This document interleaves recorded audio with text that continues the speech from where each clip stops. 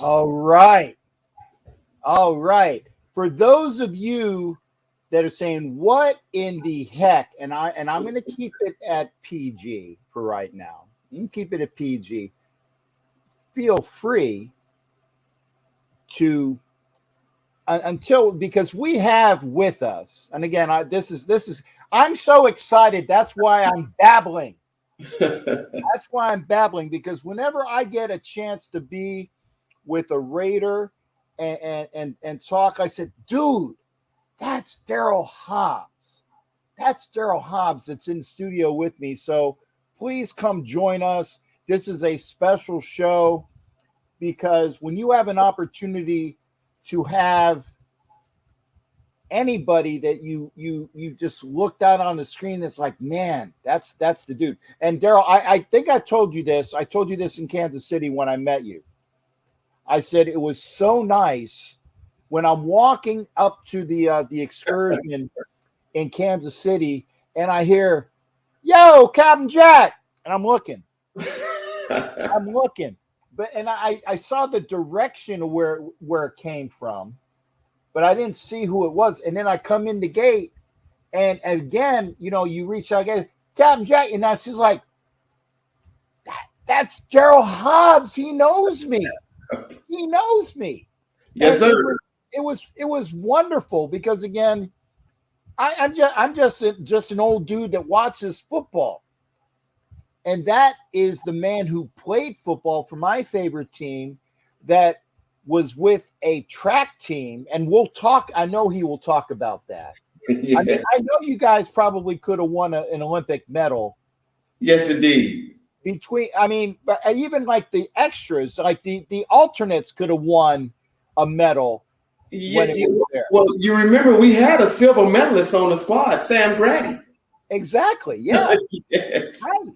Yes. So when you have that amount, and remember the old speed kills, it really could. Yes, it did. You had to be able to run. You had to be able to, if you were a receiver, any skill position, Al wanted you to be able to move. Period. That's right. And for those that don't know, Daryl Hobbs played with the Los Angeles Oakland Raiders from 92 to 96. I got his stats. By the way, he is at least a 50% passer. Yes, sir. He's a 50% passer. And 1 year he had a perfect QBR, 1 for 1. We'll talk about that as well. So, and I didn't know that. Again, I'm getting ahead of myself. You could tell I'm excited, and this is genuine cool. I got to talk about it, but I'm gonna shut up eventually. But Daryl played for the Raiders. He went to the Saints, and I've already heard the Saints story, so I'm going to definitely let him talk to you about the Saints. From there, he went to the Seahawks. It says he was on the Chiefs, so I guess that was there, but didn't really happen. But you can talk about that as well. Yeah. And then you said, you know what? I don't like being warm anymore. This warm weather stuff is for the birds. I'm going to go freeze my nuts off. Goes to the Alouettes and the Rough Riders in the CFL, and then as a bonus, played in the XFL for the Memphis Maniacs. And so that is a statured career. But we're gonna start with Daryl. First off, we're gonna go way back in the Wayback Machine. I'm kind of like Sherman and Peabody. Do you know who I'm talking about when I talk about Sherman and Peabody? Yes, sir. I know where you're going. Because I say things. I was talking about MASH today, and the guy said I wasn't old enough to. I'm like, dude, you're just shut up, okay? If you don't know what MASH is, but if you know Sherman and Peabody, because we're talking about original Rocky and Bullwinkle stuff. Yes. Sherman and Peabody, they went in the Wayback Machine. We're going to the Wayback Machine, okay? So. You went to the University of Pacific, correct? Yes, sir. Okay. But what got you to the University of Pacific? Because obviously somebody had to see you with your high school accolades. Tell us about how Daryl Hobbs went on this track. And I'm just going to shut up and let you talk. Okay. So what happened was this. Everyone knows I was raised pretty much in LA. And was another guy, from LA that went to UOP, and you guys know him. His name is Hugh Jackson. Yeah. And Hugh Jackson recruited me. He recruited me to UOP. He was one of my coaches. And so Hugh brought us up, and he brought a lot of us up from LA because that was his recruiting territory. And at that time, I was a quarterback, and Hugh was a quarterback at UOP. And so long story short, I got there, and he left, and Coach Harris was the head coach. He moved me to wide receiver because we had that talk. Daryl, if you want to make a living playing this game, your best shot is playing wide receiver. At that time, they had moved me, and there was a guy there by the name of John Gruden. John Gruden. Never heard of him. Never heard of him. We call him Wild Thing. That's his nickname. He knows it as we call him Wild Thing. Everybody's with this Chucky stuff, but when we see him, we call him Wild Thing. He knows what it means. Okay. So at that time, he was a GA. And he's out there. I'm running routes and catching the ball. And I hear him yelling, Coach Harris, I told you, that's Al Toon right there. That is Al Toon. He's built like Al Toon. He runs routes like Al Toon. So Coach Gruden was comparing me to Al Toon. Mm-hmm. That's where it took off. Okay. From then on, I was playing wide receiver, caught a lot of balls. We ran the run and shoot. I led the Big West Conference in touchdowns both years with 14, 70-something, 80-something catches. We put up a lot of stats to be noticed at little bitty UOP. So it ended up working out for me. I ended up tagging along with Gary Calhoun, whose brother was a linebacker for the Raiders at one point in time. And we had got Gary Calhoun from Tennessee, Coach Harris, and the Raiders wanted to see him work out. So it was a guy with the Raiders by the name of George Karras, may he rest in peace, Mr. George Karras. George Karras told Gary to bring me along. You come on and bring Daryl. We'd like to see Daryl come catch some balls for us. So I tagged along, went to El Segundo, and I ended up running a 4.46 on the grass because the Raiders, we don't care about no turf stuff. If you can run fast on the grass, you're automatically going to be moving on the turf. So they timed us on the grass. I ran a 4.46 on the grass. Ended up, I caught everything out there, and they ended up bringing me in and not Gary. Oh, 4.46 is pedestrian, sir. Pedestrian. I can run a 4.6. Yeah. In 4 months, 6 days, but I can run a 4.6. Okay. 4.46. 4.46. Okay. Yeah, and I had an awesome workout, and ended up they invited me to camp. I actually had to choose. I had Chicago and the Raiders, and I was raised in LA. I was obviously coming back home to LA, and it was beautiful for me. Worked out for me. Okay, and what was it like? Because again, I know the answer to this next question. Because again, when you went to the Raiders, you were on the Raiders, but you weren't on the Raiders. No, I was.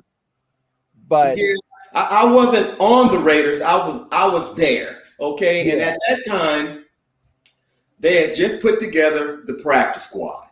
Okay. That's the first. Yeah, the first year the practice squad was developed, I was a part of it, and I'm glad it was there because that's the only way I stuck. If it wasn't a practice squad, I don't know where I would have been. But I hung around long enough on that practice squad, practiced real hard. And Fred Biletnikoff, my coach, one thing that I could do was catch a football. Okay, and Freddie let me know that, and Freddie would always tell me, Daryl, the more that you can do, the longer you can stay. And so once I knew he knew I could catch the ball, then I was a gunner. I was a punt returner.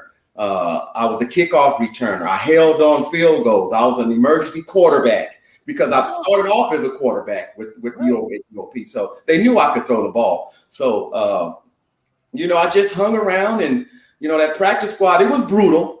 It was brutal because back then, I mentioned this to you in Kansas City, it wasn't no sitting on the bench with the team.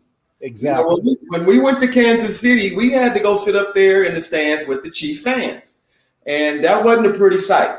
And they kind of got away from that, because we got into it up there in the stands with them. So the second half, they made arrangements for us to stay down with the team. But originally, even in the Coliseum, even on the home games, we had to sit up there in the stands during that first year on the practice squad. So for all those people that are thinking like this is lineage, and I didn't know this information, which is why I was kind of spoon feeding it there. The practice squad, imagine that you are in the stands with the other fans. And like when you're going to Kansas City, when you're in the Kansas City fans were throwing stuff on the field. They weren't throwing batteries like they did in Philly and in other areas that I won't talk about. But they weren't throwing, but they were throwing things as well. And you're up there with that mob. Now you're wearing, I guess, you're wearing team apparel, so they knew who you were. We're wearing our Raider gear, and they're throwing beer or saying that they're accidentally spilling it on us. Yeah, okay. Of course. But, they're getting beer all on us, and it wasn't. And even in Denver, I mean, we at Mile High, we had to sit up there at Mile High, and it wasn't a pretty sight. But I'm glad they got away from that. Yeah. Well, so again, the wonderfulness of what has evolved. Like I said, the practice squad players are at least part of more of a part of the team. Yes. Than they were. Like I said, so in baseball they called it the taxi squad and things like that as well. Yes. But it's same thing. It's like, and I did not know that. It's like you were a teammate, but you weren't with the team. And thank God they did something about that. Yes. And we understood our job. My job was to work on my skill, but I was also there to make sure, Ronnie Lott, Terry McDaniel, Albert Lewis, Torrin Dorn, Danny Land, all the defensive backs. We had to give them a good look. We had to give them a look of what the Chiefs or the Broncos or the Chargers receivers would give them for that game that Sunday. So that's what we did, man. That's what we did. Those 5 or 6 guys that we had on that practice squad, if you were a linebacker, you had to do your job, man. And again, so I know that when you played the Jets, you definitely played Al Toon. Yeah, I scored a few times on the Jets, on Vance Joseph, I believe. I think Vance Joseph is the coach somewhere now, right? Well, he was the coach with Denver before he got canned, and then I can't remember. He's a defensive coordinator with he was here in Houston at one time. He was a DC in Houston, then he went to Denver. Right. But he's with what team? It's not the Eagles. He's with the NFL. He's currently coaching as a defensive coordinator with a team. Okay, and actually he's not a bad coach. I mean, like the ones that were like in Denver, like he was one, and actually the other guy that was in were they San Diego technically, or were they LA back then?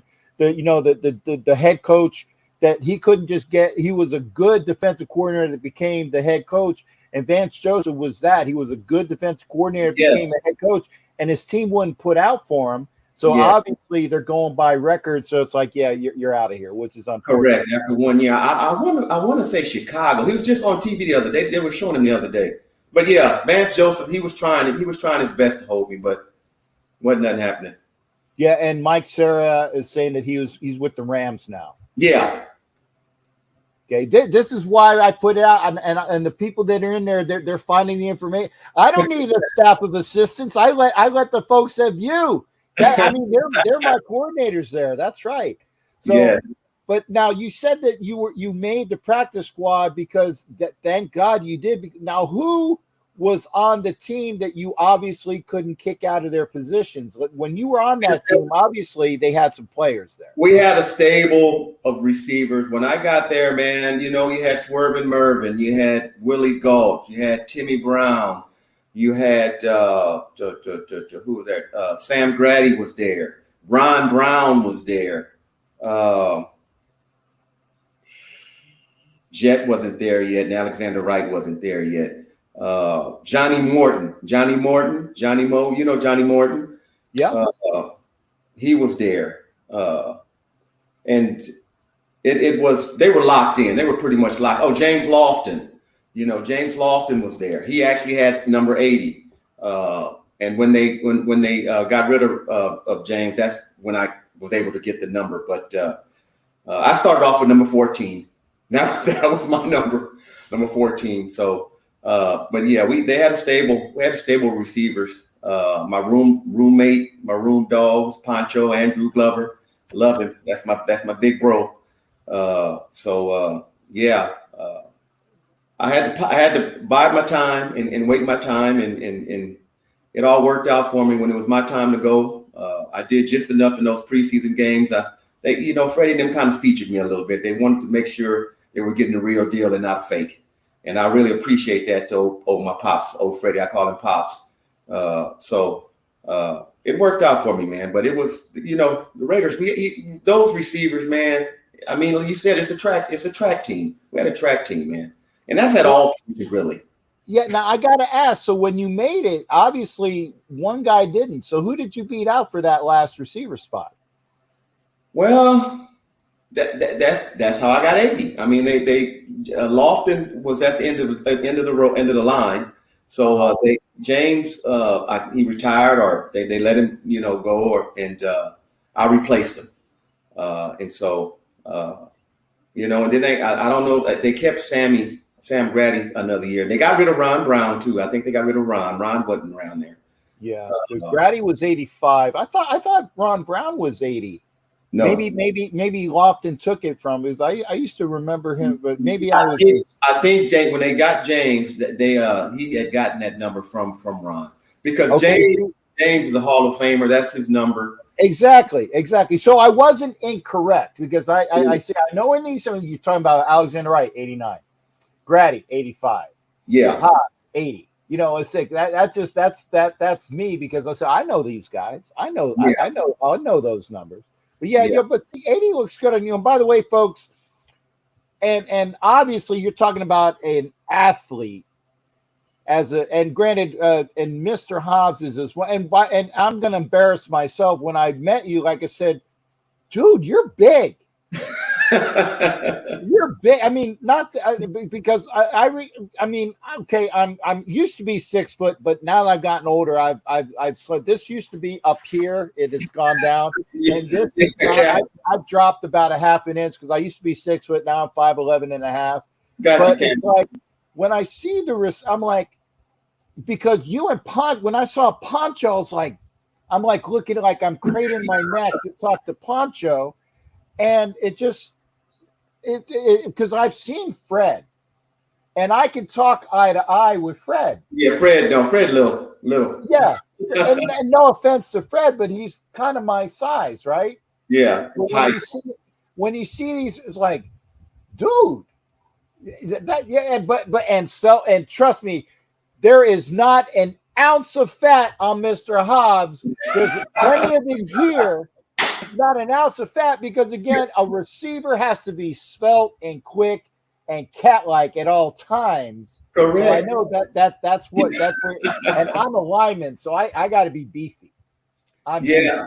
We try to keep fit. At the alumni gathering we had, man, the first thing when I bumped into Marcus looked at me. Marcus Allen, he looks at me and he says, "Man, you and Willie, you think I'm fit? You should see Willie. You see Willie Galt?" He said, "Man, you and Willie, you guys still look the same. You guys haven't gained no weight." Yeah. And I did see Marcus last. Actually, surprisingly, Marcus knows who I am too. Man, we all know who you are. Y'all don't.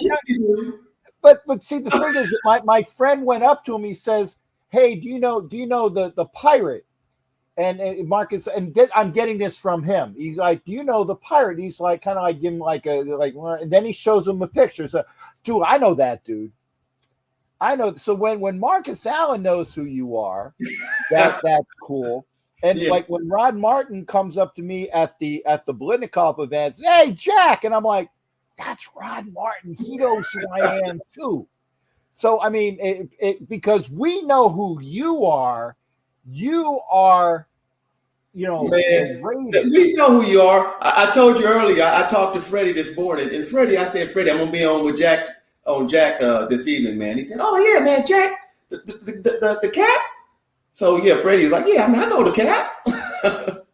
Well, and he's awesome as well. So I definitely got to get with him. In fact, I will get my tickets, and I'm going to get with the ladies. I said I want to sit at this table if possible. Yeah. So, and we can't, and we'll talk about the Blitnikov event for all of the folks who are. But the first thing I want to do is I'm going to put up a GoFundMe. I want you guys to at least look at this, get this site ready.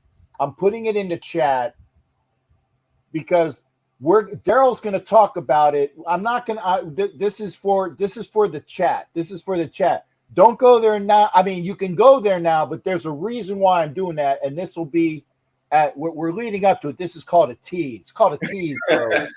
Called a tease. That is Daryl's GoFundMe, and it's a wonderful GoFundMe, which I will make sure because I said, dude, I need your GoFundMe because I'm going to be dealing with that, and trust me.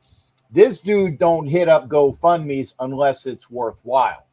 And if I'm going to go in this GoFundMe, shame on you if you're not going to the GoFundMe. But okay, getting back to this is a Captain Jack story. We start on the highway, then we go to the state road, and then the county road, and then the non-county road, then the dirt road. And I'm going to bring you back onto the highway. We're going back on the highway, Daryl. I'm sorry. My viewers know this is me, but maybe you know that this is me. This is natural. So you go from the Raiders and being with the Raiders, talk about playing with the Raiders. So I'm leading up to the next story now. Yeah, okay. I got you. Well, I'll tell you this. Al took care of us. And you really don't realize this until you leave. Okay, you realize what you had and how good you had it. But when I was with the Raiders, certain things that we did, it was a championship caliber, if you know what I'm saying. You play like champions, you get treated like champions, okay? And there's certain things that we always were able to get as a Raider that you don't always get somewhere else, okay? And we'll get to that. As a Raider, Al would go to war for you, but you had to play. You had to do your job and make him go that extra length, give you that extra effort for you. But I remember when we went to Dallas, we used to have to go down there and have the little preseason practices with them. And at that time, we had Kevin Gogan, Big KG. We had just got him from the Cowboys. And I still remember this like it was yesterday. We had a meeting, and Kevin Gogan, he knew just what to do to get us off that practice field. And he knew Al would follow through with it. So, of course, he got out there and he got into a fight with the Cowboys, and we didn't even get the practice going. And as soon as that fight happened, because we didn't want to practice that day. And so Al just said, man, hit the horn. He hit the horn, get to the bus. Get to the bus. We got to the bus, man. We went straight to the hotel and we had the day off. Okay. But Kevin Gogan planned that. He planned that because we really, we didn't really care too much about him at that time anyway, because they thought they were, the hot to trot, Troy Aikman and all those, they had the little squad. All the pretty boys and stuff like that. So Al would take care of you. You were spoiled. I was spoiled as a Raider. I'm gonna tell you right now. We had everything we wanted. If we didn't have it, he would get it. We just had to let him know. But when you're a championship team, you have Super Bowl trophies, and you go somewhere else, you realize what you have, and you can see the difference. Now, before we go there, I got to ask, your first meeting with Al Davis, walk me through that. Oh, man. Al, oh, God, and El Segundo. I had met with Al. Al would always tell me, he took pride in finding me. He was the one who found me up at the UOP. And, it's only 3 people from UOP that played with the Raiders. It's one person that coached them, and you guys already know that was Hugh Jackson. He's from UOP. He was the head coach. But Wayne Hawkins, may he rest in peace. My guy Tom Flores, the Hall of Famer, and myself were the only ones that I know of that graduated from UOP that played with the Raiders. Of course, you got Pete Carroll, who's the head coach of the Seahawks. He's from UOP too. He's an alumni of UOP, but he didn't play with the Raiders. But we're the only 3 that played with the Raiders from UOP. And so, I lost my train of thought. Back to Al. Al took pride in finding me at UOP, and he would always say, "Man, Daryl, have you ever heard of stardom?" He said, "Man, if you follow the steps that Freddie, the skills and stuff that Freddie teaches you, you'll be a star." He used to always be a star. And so, me growing up in LA, I think I told you this also. One day, I brought my friend. Best friend, he's a male guy, Gordon Jones. He was at every function with me. He's like my brother. I brought him to the facility, and I had to go meet Freddie. And Gordon was in the lobby walking around, and here comes Al. Al has on the white sweatsuit with the silver glasses and the rings on. And he looks over at Gordon and he says, "Hey, man, who are you?" And he said, "Oh, I'm Gordon. I'm with Daryl. I'm with Daryl."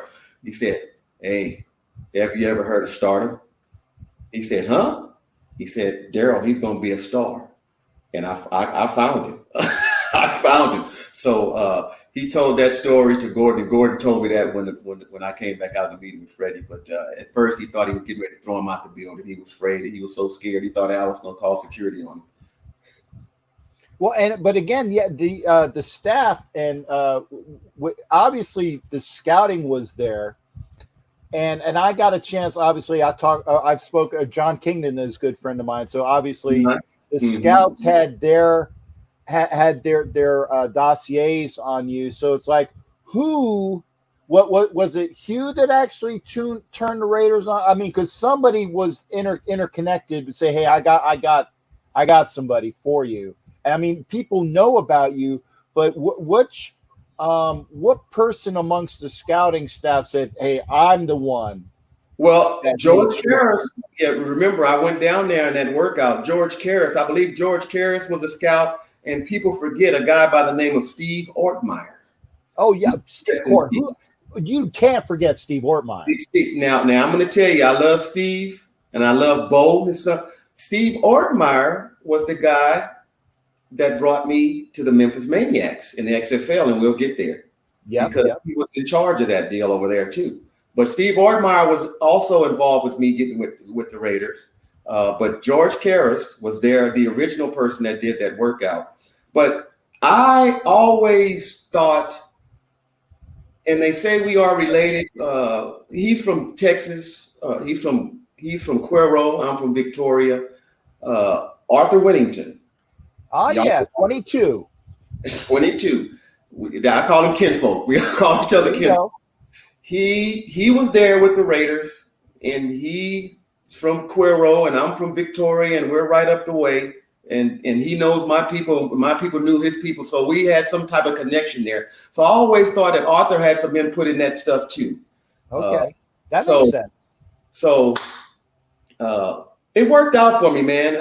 But I think George Karras, I know definitely Steve Ortmeyer, and Freddie. Freddie looked at all the film, and like I told you, one thing, it's me, Tim Brown, who else? Swervin.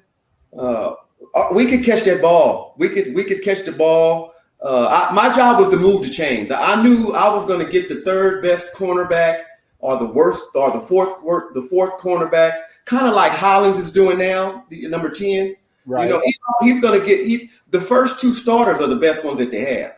The other ones that they bring in there, I knew I was getting someone that don't even supposed to be on the field, just like Hollins. So I should kill him. That was my mentality. So I knew me and Tim Brown, they could interchange us. Because back then you had to know X, Y, and Z. You just didn't know, certain people, the fast people, they could line up at one spot, and your job was to take the top off. Let me see. You're going to run a 9 pattern. When am I doing this next time? You're going to run a 9. Correct. And we're going to come underneath, and you're going to clear it out for the people that can catch that thing and do something. And so I knew my job was most of my catches on third downs and moving the chains. That's what my job was. So you're third in Hobbs instead of being third in Renfro. I was doing that a long time ago. Right. Yes. But again, like I said, when you have Tim Brown there, when you have Swerve and Mervin Fernandez, when you have Alexander, or although Alexander he was definitely a 9. He was definitely he was a 9. Ace was a 9. Alexander, we called him Ace. Ace was a 9. James Jett was a 9. Rocket Ismail was a 9. Right. It's like, we know what. Just go deep. Just go deep. 8s and 9s. Post and go routes. There you go. See, this my lineman, man. It's like, you guys do that. I'm just going to block the dudes that are in front of me because you don't want to give your quarterback a lookout block. You know what a lookout block is, right? Yeah, I know. I used to play the position. I know. Yeah. Look out! That's the lookout block.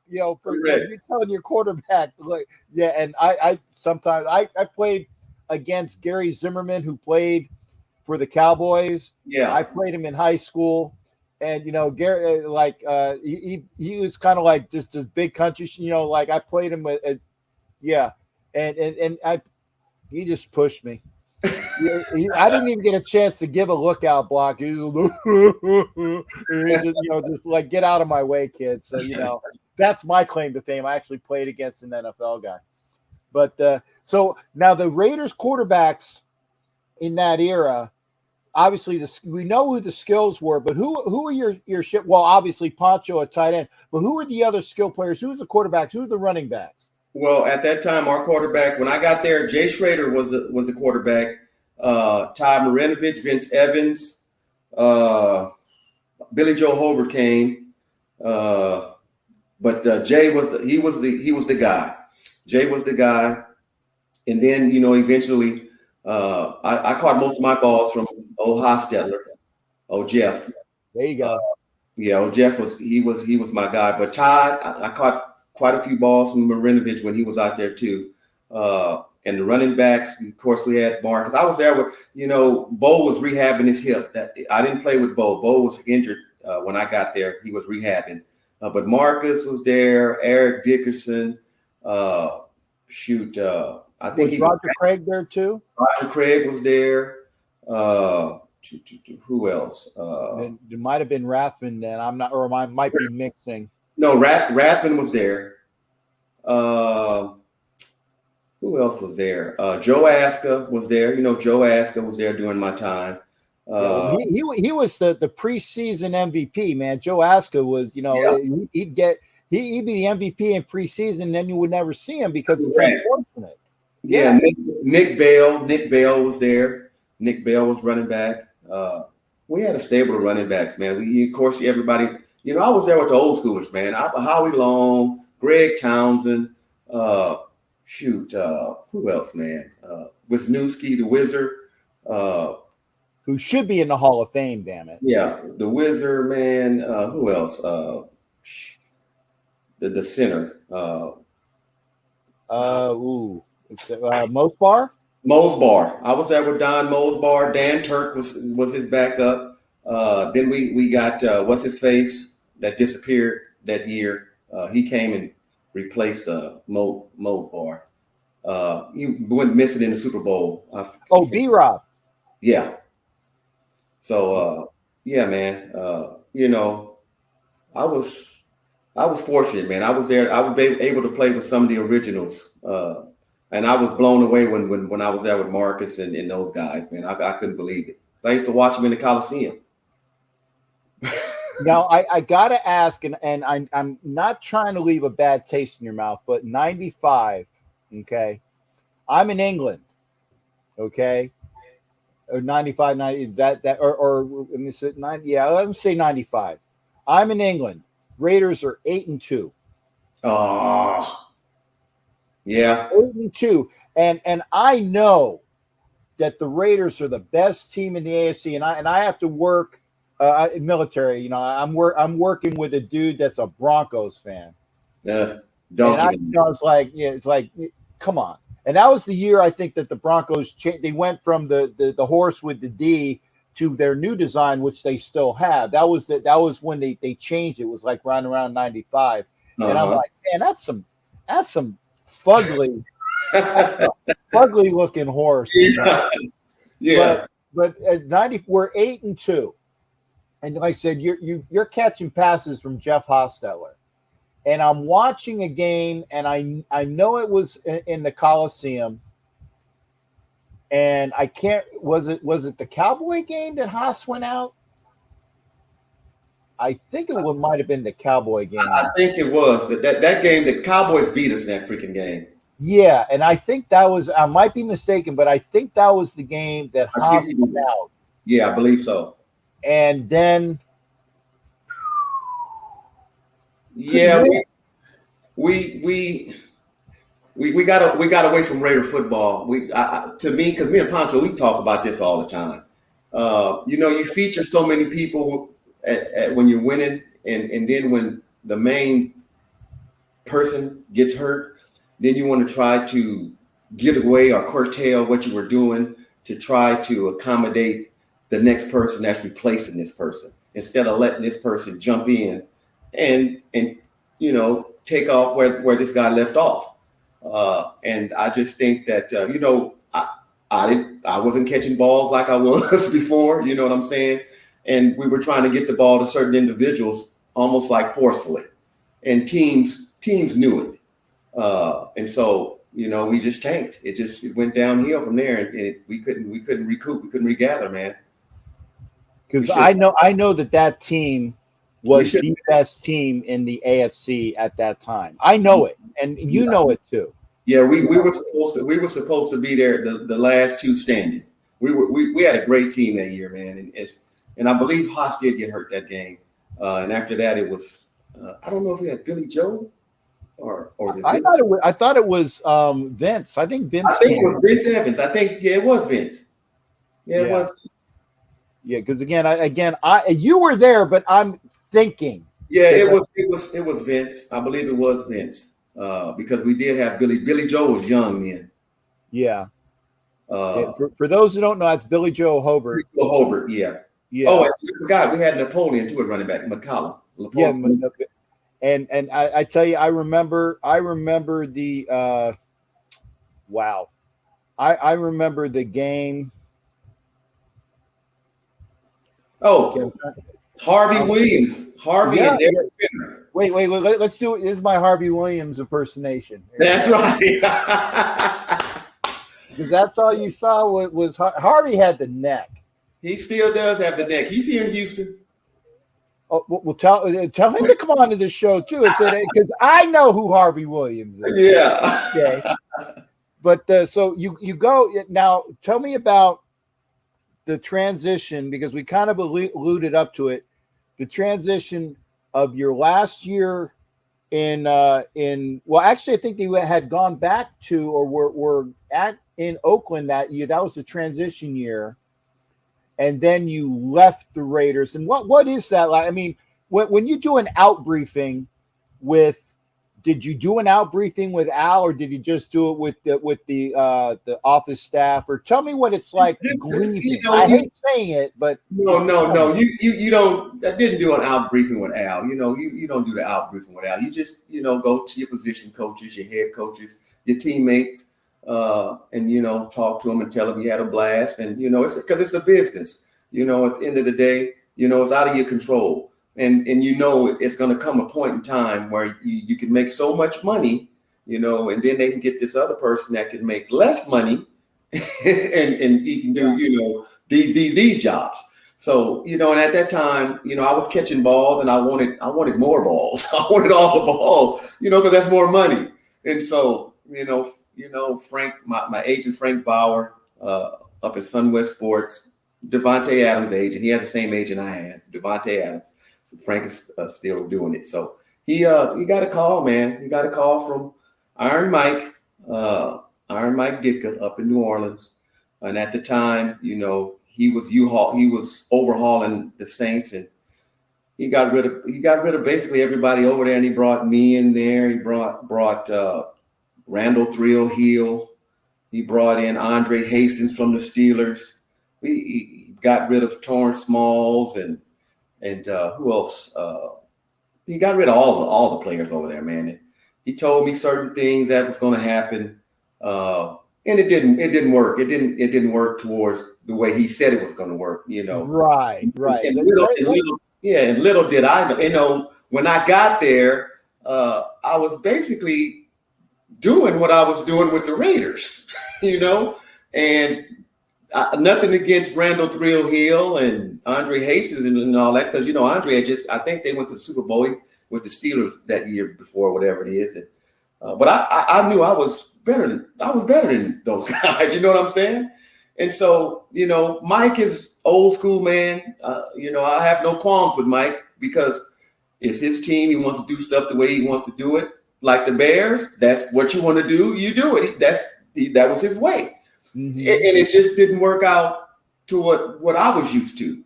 And it wasn't just Mike, it was the manager, it was the whole organization, the way it is ran, it was different from the Raiders. Right. And so when you have to fight for socks and shirts and stuff that when I was with the Raiders, it was more than enough. Here. It's a problem. And so, I ended up playing, I believe I played 4 games. I think my last game I played there was against the Detroit Lions. We beat Barry Sanders in New Orleans, scored a touchdown. And then Frank, I told him this is not working, man. And he got me. He said, Daryl, just go to your apartment. Let me make some calls. And they talked to Mike, and hey, next thing you know, he had me up there in Seattle with Coach Erickson and with Joey Galloway and Warren Moon and the Blades brothers and all those guys. And so, that I ended up finishing that season up there, but it was night and day with the Saints, man. The Saints, they've come a ways from where they were.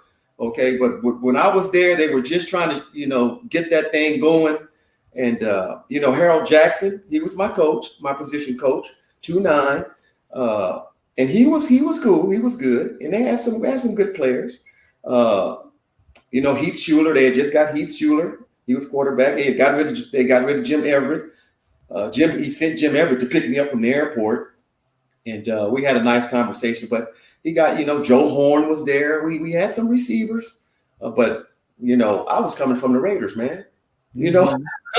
I was coming from the Raiders, man. But Mike Ditka, he was used to Willie Gault having the speed on one side, and then having, possession and tight end, because that was his position, and we're gonna run the ball, and it just wasn't my deal. But I was anticipating going there and getting out there and catching more balls than what I was catching with the Raiders, and it just didn't happen for me there. So, but like I said, but you go from, I don't want to say you went from the outhouse to the penthouse, but you definitely went to a better situation where you have Joey Galloway on the other side. Yeah, man. Yeah, we had Erickson is offensive minded, from his days back at the U.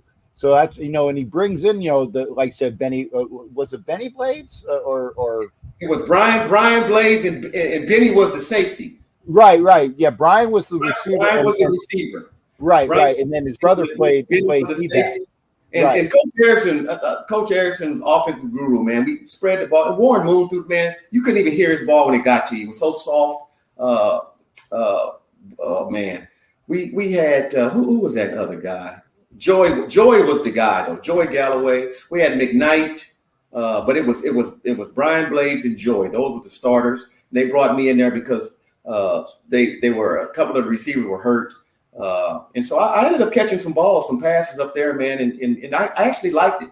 It was pretty good up there. I thought I was going to re-sign with them. But that money thing pops up, you got me. I think that would have been my 6th or 7th year around there. And I had to be paid a certain amount of money. So that's when I took a trip down there to Kansas City to camp for 6 days. And Coach Shot, I knew that wasn't going to work because when we played him, I used to, I almost ran into Coach Schottenheimer on the sideline when we played him one time when I ran an out route. But I just knew that wasn't going to do. He wasn't going to keep me around there. Chief wasn't going to keep me around there, and I would never. Yeah. You had that Raider stink on you. Yeah, I had it on me. You're right, Cap. and Marty was not gonna. No, it wasn't happening, man. It wasn't happening. Now I was gonna say, that didn't last. So what was your inkling? I said you go for, and I'm sorry, you went from the top of the line, and going down. Right. So when did you say, this just ain't happening down here? So obviously you and your agent are looking at options, and I can't believe though that you. And again, I don't know the bit. Like I said, you're the professional. I'm just the guy that watches TV. Okay. Yeah. What is I can't believe that somebody of your stature and ability, and again, I know it's a pay scale thing, that you have to get a certain amount of money, but I can't believe that nobody would even look at you after that. I just can't see that. Well, what happens is this: when you move around a lot, stuff gets put out there. He can't stay in one spot. He wants the ball all the time. He's this and that. You know what I'm saying? And that's where your agent has to come in and help you out. And I'm not going to put anything out there bad on Frank, okay? Because it's his, he has other clients that he has to take care of, and he has to work with these people, if you know what I'm saying. So I ended up having to find somebody else to try to get me in. And by that time, I had to go over to Canada to play a little bit to reinvigorate yourself, maybe? Reinvigorate myself. So it was a guy over there in Montreal who was well known over here in the States, and he knew some of the people with the Raiders. He knew me from the Raiders real well, and I can't even remember his name, but he was the GM there. And he brought me down there, and I caught some balls, but they had this weirdo American ratio thing that they got over there, where they only can keep a certain amount of people, and if you're not playing, they put you on the practice squad, and when you're not playing. So, I've been playing too long to be put on the practice squad. You know what I'm saying? So I ended up leaving there, and Saskatchewan Rough Riders. Mm-hmm. I'm in China, and I'm like, oh my God, and it's freezing. Mm-hmm. Because Montreal is a vacation spot compared to Saskatchewan. Montreal was pretty nice. Right? Montreal was pretty nice. But, but then here comes Saskatchewan Rough Riders calling. And so I go down there to Saskatchewan, and it's cold and it's snow everywhere. And, oh, man, it's miserable. But I'm catching balls. I'm having fun. We're winning games. And then we have some injuries, and then they have to move Americans up, put some down, and all this type of stuff with this American racial stuff again. And then again, the money is not, you don't get no money over there because they tax you twice. You know what I'm saying? So you're just really over there playing football just to try to get you some film, some get yourself going again so other people can see you. And so I played there. It was okay, but all the wacky motions, everybody running toward the line of scrimmage and all that type of stuff, and the field was an extra. Yeah, well, it's like 20 yards. Yeah, man. It was different. Yeah, it was different. And it's weird seeing 2 50-yard lines and then a C in the middle. I'm like, I never got that. Yes, it's the field seemed like it was longer than the NFL field to me. I know it was wider, and then you have those goalposts like weird in the end zone right there. You know what I'm saying? So, but I caught some touchdowns, got some balls here. And it was an experience. It was an experience, but I couldn't wait for old Steve Ortmeyer to give me a call. And I couldn't wait for Vince McMahon to get that original XFL up and going, because I knew Steve was in the mix with the Memphis team. He didn't let me know what he was going to be doing as far as coaching or being the GM or the president, but he ended up being the GM, and man, I think Kippy Brown was the head coach. Kippy, I remember that name. Yeah. Keith Brown was our head coach, and we had Drunken Miller, and we had Rashawn Salam, and we had Alvin Harper, and it was this guy. He played on the Raiders with me. I helped him make the team. What was his name? We traded him to the Green Bay Packers too. Charles Jordan. Remember Charles Jordan? The other 9 speed guy. Charles was on the team with me, and I'll keep my mouth shut about Drunken Miller. I actually met him once, so I'm. Drunken Miller. He threw some touchdown passes to me, and that was actually the most fun I've ever had playing football, because they kind of let us do our thing. We were able to change names. I was the Mantis and all that type of stuff, and we had that freaking camera thing that followed us above our heads and all that. Which the NFL did initiate. That's right. That's where it came from. Exactly. So there was a lot of good things that because when you have innovation. Yes. And this is a good segue for you as well, sir. When you have innovation, correct, and you bring aspects that get people that get interested, and it's like, wow, that's cool. Well, that would be something that would be inspiring. Yes. Because again, you've gone from the NFL to the CFL to the XFL. And again, one thing I can say about Vince McMahon is a showman for sure, but he's going to bring a product to the people. I mean, I love, and I don't remember what the dude's name, but he hate me. Come on, man, you can't beat that. Yeah. And if you say XFL, the one person that you're going to remember is he hate me. Why? Yeah. Because he hate me. That's all you got to say. That was the XFL. That was the dude. Yeah. And again, if he was Walter Jones, who I know Walter Jones played in Seattle as an offensive line. He ain't Walter Jones, but he hate me. And he did make it to the NFL eventually. So Violator came on, so I made it eventually. See, that's subliminal. But the innovations there, and the good things that stuck is incorporated into an NFL product. And that's why you segue. Yes. You are going to bring innovation. I'm going to bring innovation to the city of Houston in the state of Texas with the American Spring Football League. Yes, sir. The ASFL. Now, if you can remember, 62 years ago, it was a league by the name of the American Football League that competed with the NFL. And our Raiders was a part of that league. And so the ASFL, which is the American Spring Football League, I am an owner of the Houston franchise. Okay. Now, we're going to be playing in the spring of 2023. Okay. And we plan to kick off the end of February, the beginning of March. All right. We have 8 teams, just like they did 62 years ago. Okay. When Mr. Hunt came and had his 8 teams, but we have 8 teams: Houston, Mississippi, Austin. We just added West Virginia. We have, Ohio, Arkansas, and what's the 8th team? Can't remember the 8th team. But we have 8 teams, and we're going to be playing professional football this spring. Okay. Now, what I had to do to be a part of this, it's a franchise fee. Okay. And just like any professional team, you can imagine what the franchise fee was. It's a franchise fee. Okay. It's more than $2, folks. Yes, it's more than $2. I want my $2 like the dude for the newspaper. No, it's more than $2.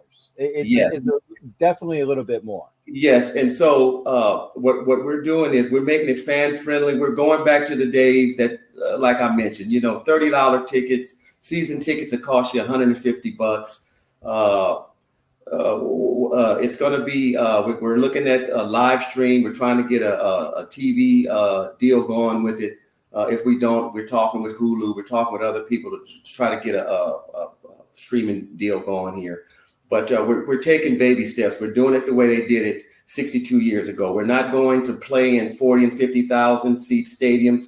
Our largest stadium may be 20,000 seats because we want to fill it.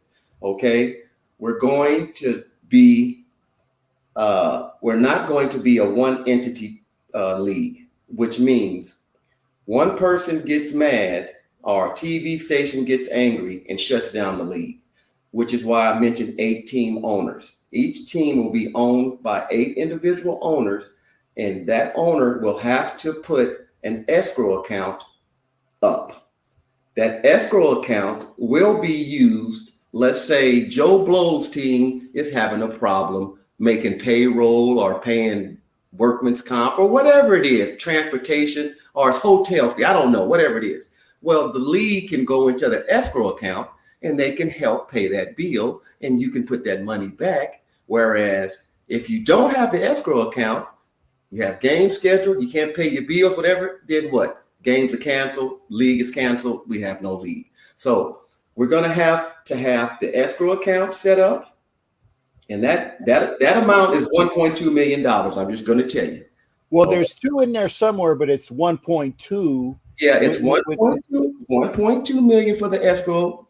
That money is not going to be touched unless you have to. Okay. Yeah. And then it's 1.6 million that you need to run the league for operational costs. So that's the total of 2.8. Okay. So if you do the math, my business attorney told me, Daryl, you have the best crowdfunding platform there is. You have the Raider Nation. He said, and at that time, I told him I said, man, if I can get people to donate $5-7, I could get this thing done. And he said, Daryl, come on, man, it costs you $20 to get a Happy Meal or food from a restaurant or something, man. He said, man, if you get 140,000 fans, Raider fans, to donate $20, that's your 2.8 right there. And so that's why the GoFundMe is set up, okay? Because I'm trying to get the help of the nation to donate. If you can't donate 20, 10 is fine. It's no big deal. But I need 140,000 Raider fans, Raider boosters, Raider clubs, to donate. Go to the GoFundMe and donate it so we can get this thing going, because I've come to find out that here in Houston, we have 15. We have so many Raider fan clubs here. They want football. When football is over in the fall, they're jonesing to see football. And so I went to them and I asked them, would this be something that would be interested in doing if I was offered this opportunity? And they was like, Daryl, if you can get it, man, get it. Because we want football. And I will tell you guys this. We won't be silver and black spot on like the Raiders, because I respect my team. I love my team. I will not do that to Mr. Davis, Mr. Mark. Okay, that's my squad. Raiders come first. Okay, but you will not have a hard time knowing who we are. I can tell you that. I can guarantee you that. So we will have some white, we will have some silver, we will have some black, but we won't look just like my Raiders. Can't do it. Okay. And my plan is this is not just my team. This is the nation's team, man. I want us to be able to have a place when the Raider season's over and we're successful and we win these Super Bowls, keep on partying. We have a spring football team where we can get some of the guys, because my thought was really the practice squad guys, they don't get to play during the season. They don't get to do anything but practice and help the guys get prepared for Sundays. They should be able to come. I should be able to contact Josh or whoever. They can contact me, whatever we need to do. Daryl, can you sign this guy up? Let him play a little bit this spring so we can evaluate him and get some film on him, and then work with him in the camp and stuff like that. It's just something to help. And it doesn't have to be just the Raider players. It could be anybody on the practice squad. It doesn't matter. But just to be able to have another venue for them to work on their skill, that's what this is about to me. And so that's what the GoFundMe, all the money is for operational fees to get this thing going. and I'm, transparent with everything. I want everybody to know what's going on with everything. And like I said, 20,000 seat stadium.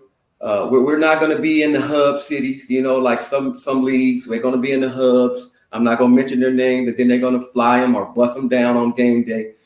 We're going to be practicing in the city of Houston, where the fans can come watch us, where our players can go do some benefits, some autograph signings, some stuff at the hospitals with the kids, whatever. We're going to be in the community. And so I would like to have all the flags and banners in the stadium, all that stuff up in the stadium on game day, and just have all the alums and the ambassadors, captain and everyone. We want all that, because that's what our fan base, my fan base here in Houston, is going to be the Raider Nation. And they're already trying to get season tickets. And, with a 15 and 20,000 seat stadium, it's not going to take long to get that thing sold out. And so, I'm just excited, man. And I just need you guys to give me a hand. Give me a hand. I'm asking for your help, Nation. I'm asking for your help. Whatever you can do. And Ed Winchell and I already know the answer to this, and I'm going to let Daryl answer that for you, because Ed wants to have, because you're from LA, Ed's from LA. He's talking about an LA team, and I'm going to let you answer that because I already know the answer. Gotcha. So Ed, the CEO of this league, his name is Michael Dwyer. Michael Dwyer is in LA. He lives in LA. He's in LA right now. Michael Dwyer actually had the rights to the USFL, but I won't get into that story. But he's been working on this monster for a long time. Okay. And when he asked me about being an owner of a team, the first thing I told him was, yes, and I want to be in Oakland. I told him I want to be in Oakland. Well, we couldn't go to Oakland or LA or San Diego or those type of places now because of workman's comp. Okay. The workman's comp in California is horrendous. Okay. It's $130,000 here in Texas, which is why you have these teams, these other leagues here in these hub places, because the cost it's not expensive. Okay. It's cheap. So that's why I told you we're going to start off taking baby steps. We got our teams are going to be kind of, local, where the transportation won't kill us as if we was going from here to California or San Diego or something like that. That's why we're playing in Arkansas and Austin and places like that. Mississippi. We're in a place where in the South loves football. And you actually surprised me when you said you went up to Ohio. Now, granted, Ohio is like, it's Buckeyes, when they on Saturday, and then the Browns. So for that, so you're going to places where they're going to support the teams in football, yes, because they are a football market. Correct. And let me put this out here too, Cap. I'm going to let everyone know I will be the only team that will be, I wouldn't say competing, because I really don't care about the XFL and the USFL. As you know, they're going to have a Houston team, XFL. The USFL already has a team, a Houston team. Okay, but they won't be here in Houston. I will be the only one here in Houston with my team. The other places that I told you about, Arkansas and Austin, they're going to be the only show in town there, which is why I told you I really don't care about competing with them, because I know what my market is. I know who my fans are going to be, so I'm not really concerned with the XFL and the USFL. But I am the only team in the ASFL that will be in the city with two teams that's in the other leagues. Mm-hmm. And again, for those that don't know, remember last year, the USFL played all their games in Birmingham. Yes. Everybody played in Birmingham. All the teams played it. So it's basically Birmingham had the franchise. And that's what I couldn't understand. It's like, well, they have a Tampa Bay Bandits. Well, where they play? They play in Birmingham. and there's not as much I mean, in Birmingham, they're fantastic. Yeah, Birmingham won it. Birmingham won it. They had the most fan base, the most team sales. They did real well until they made a real good decision to move the championship game from Birmingham, where they played all year, to Ohio. Right. So I mean, like, that is why that you go to and again, me talking off the top of my head, you're going to go to a area that the fans are going to support the team because the team actually plays there. You said it. The team's going to get out there in the community. They're going to know, oh, that's Billy Joe Jim Bob, who's the quarterback. Correct. Okay. So that you go out there, you go to the hospitals, you go to the kids centers, you go to the schools. Yes. And they have something it's the Houston, and I know what the name is too. Yeah. That's the Houston, and that's my team. Okay. You don't have to worry about, some other. It's like, well, I play for. No, you don't. You play for wherever they're market. I said I play for the Houston. Yes. Correct. So that's great, and I think that is a great marketing concept. And by the way, this is a real commodity, and I will get you with it. Ed is marketing and advertising. Gotcha, Ed. Yes, sir. And so, Ed, I will hook you up with Daryl, and this is the other one for you, Daryl. Yes, sir. Yeah. So I will get you involved with that as well, Daryl. And Ed knows a few people on the Raiders. I won't say who, but he knows a few people from his LA days. That should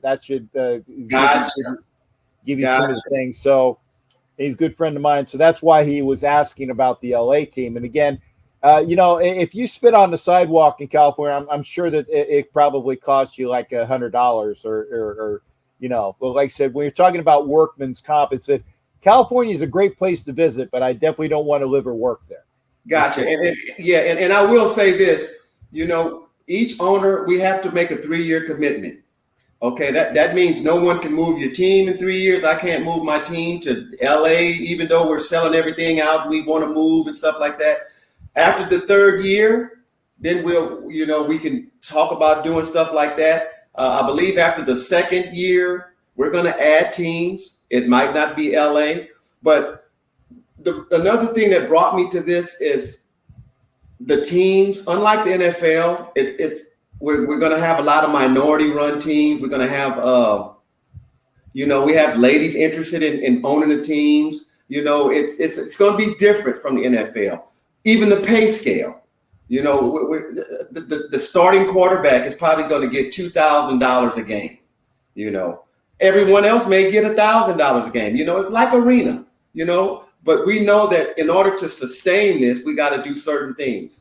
And so we got the mentality to crawl before, you got to crawl before you can walk. And so we just want to make sure, we're around 3 years. After the 3rd year, we can see what we want to do, but we plan on being here for a long time. The business plan that Mr. Dwyer showed all the owners, it was awesome.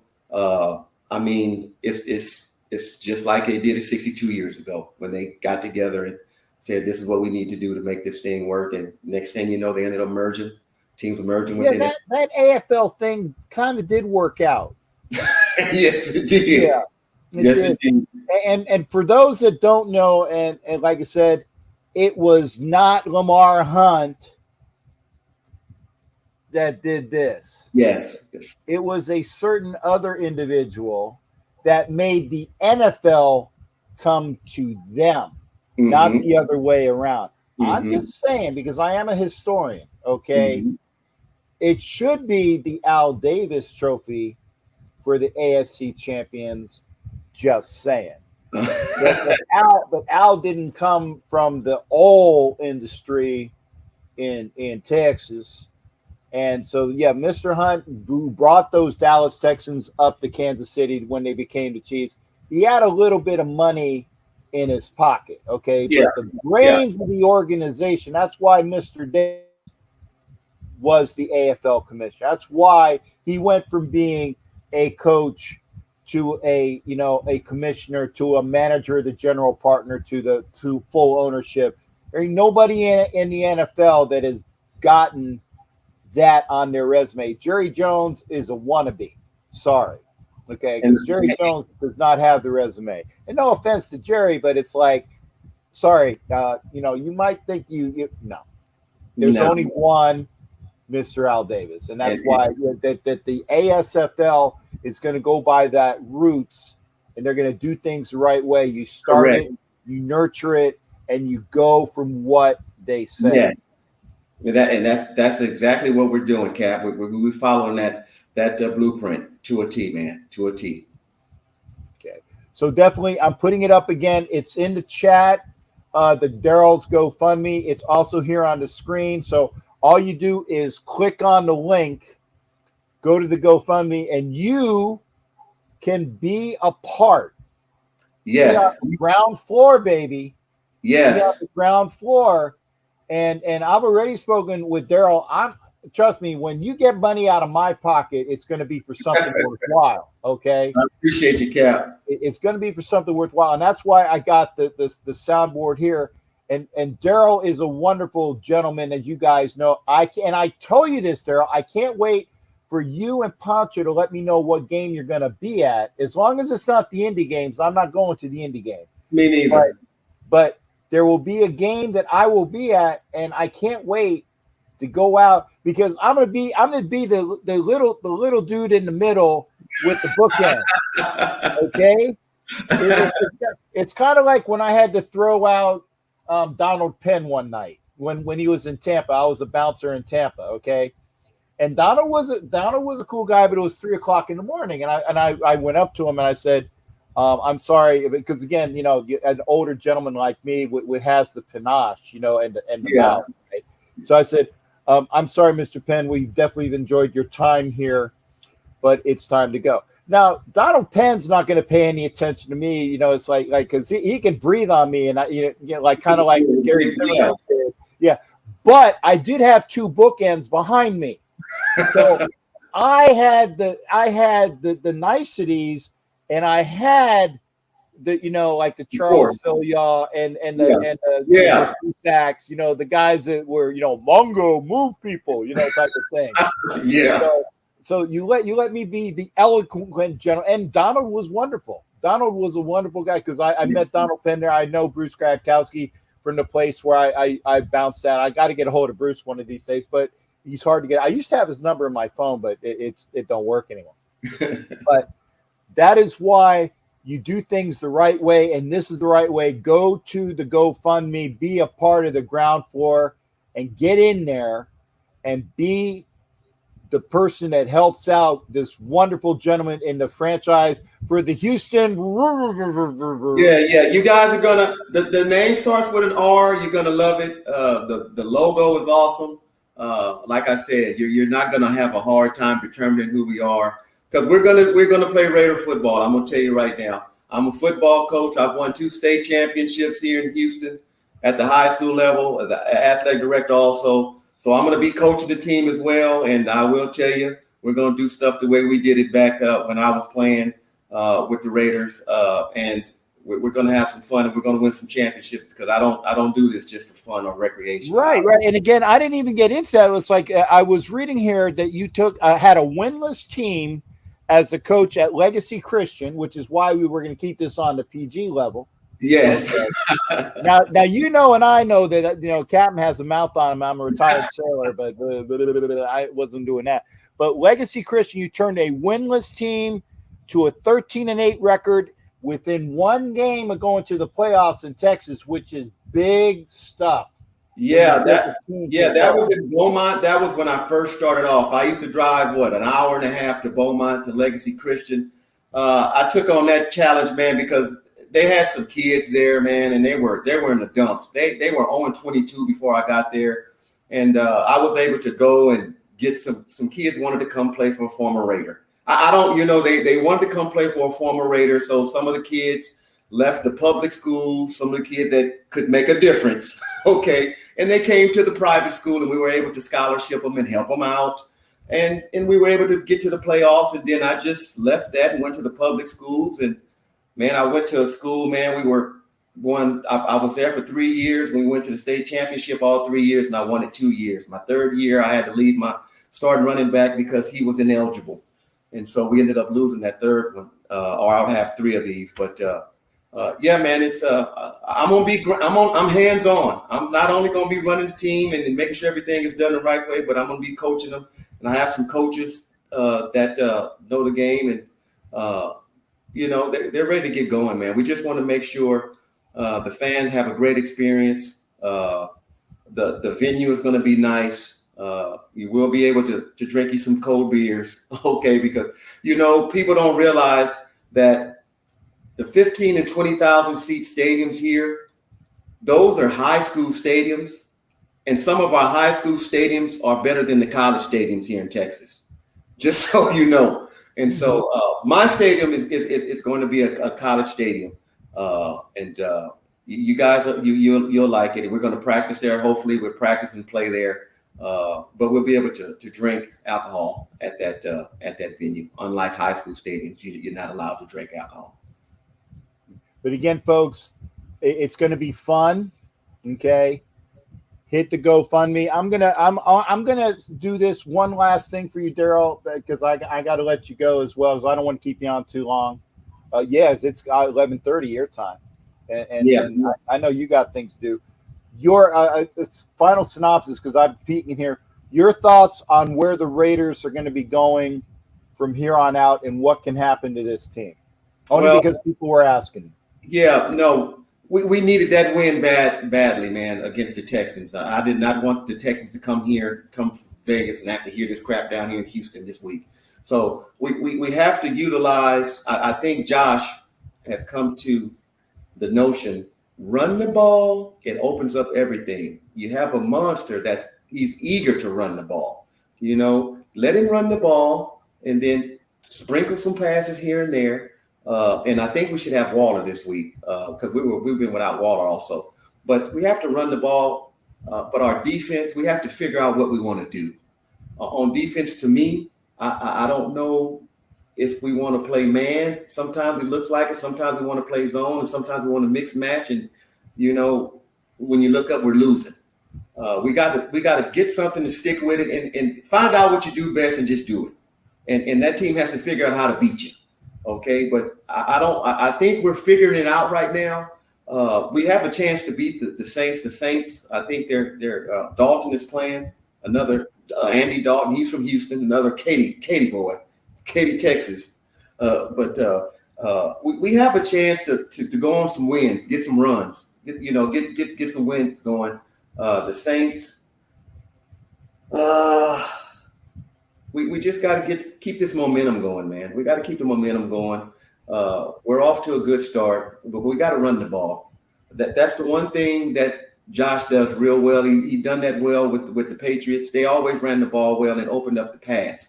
And he's figuring it out now. He can do that. He can do the same thing here. He has the personnel to do it.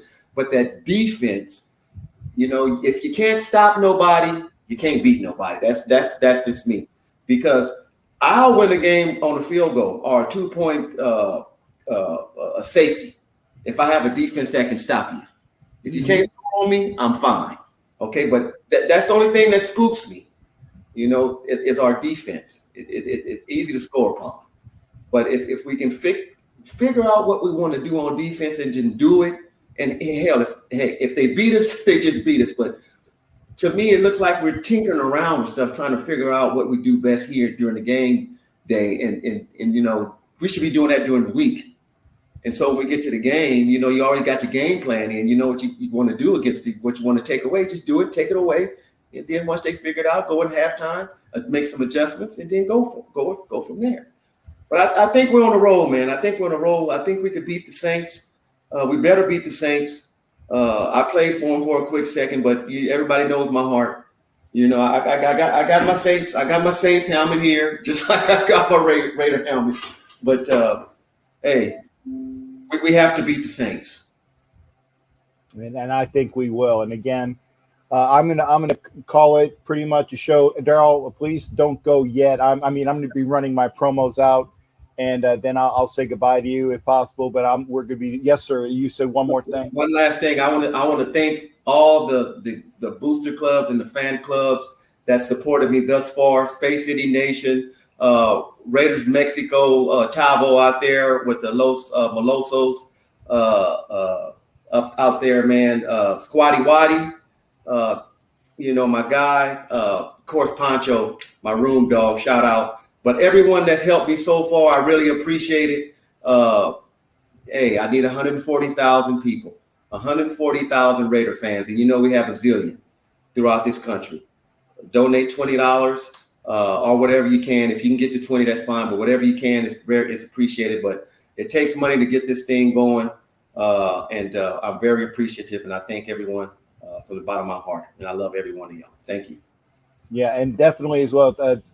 Say thanks to Daryl. If he can start for us this week.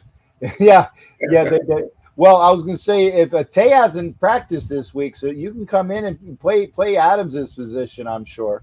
Hey, I'm telling you, you already seen me, Cap. I can line up and catch Folks, like I said, there is not an ounce of fat on this gentleman. Okay, trust me, I got more fat on accident than Daryl has on purpose, and just the way it is, he can definitely start and play for availability. And don't let that wonderful gray goatee fool you. Okay, don't let it fool you. This is all old. That is just refined sugar over there. That's what that white is as well. It's the genuine, gentlemanly aspect of it. And again, Daryl, I thank you for spending time with me. Go hit the GoFundMe. Where is I can't because I'm on a double screen here and I can't hear it. I can't point to it. There it is. That's close as I can get. Go to the GoFundMe. It's in the links as well. Hit it up. Support Daryl, and we're going to get this off the ground. You're going to be on the ground floor for that. Also, ladies and gentlemen, you can go to asfl.biz. That's the website you can go to, and you can see that's the league website, asfl.biz. Okay, that's the league website. You can go to it. You can see all the information on the league on that website. And like I said, Mr. Dwyer, Michael Dwyer is the CEO. This is his brainchild. And also Mr. Davis, Mark Davis, I love you and thank you, sir. And rest in peace, Al. Thank you, Father.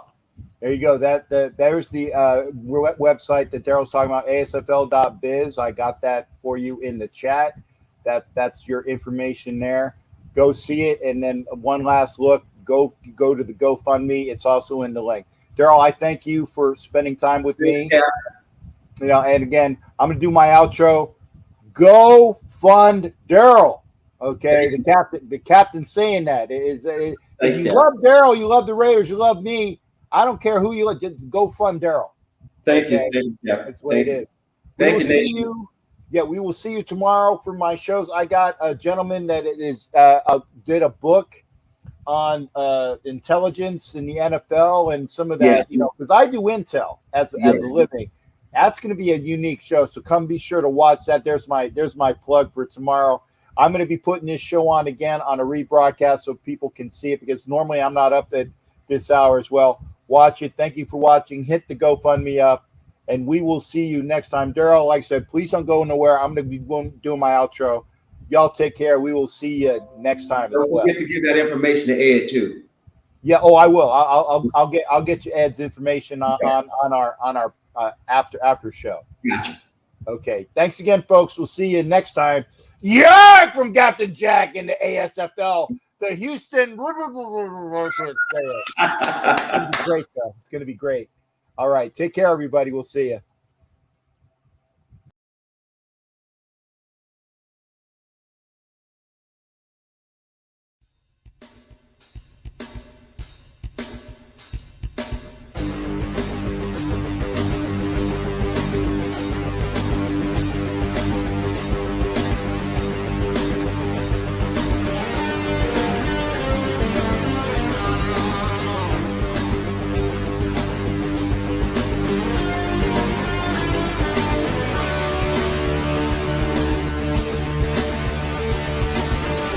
Bye.